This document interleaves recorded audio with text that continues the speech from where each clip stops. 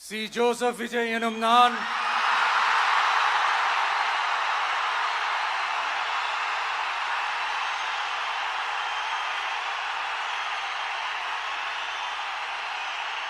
சட்டப்படி அமைக்கப்பெற்ற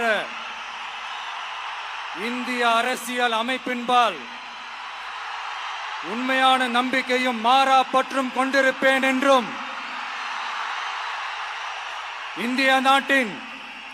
ஒப்பில்லாத முழு முதல் ஆட்சியையும் ஒருமையையும் நிலை நிறுத்துவேன் என்றும் தமிழ்நாட்டு அரசின் முதலமைச்சராக உண்மையாகவும் உளச்சான்றின்படியும் என் கடமைகளை நிறைவேற்றுவேன் என்றும் அரசியல் அமைப்பிற்கும் சட்டத்திற்கும் இணங்க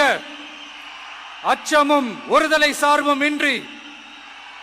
விருப்பு வெறுப்பை விலக்கி பலதரப்பட்ட மக்கள் அனைவருக்கும் நேர்மையானதை செய்வேன் என்றும்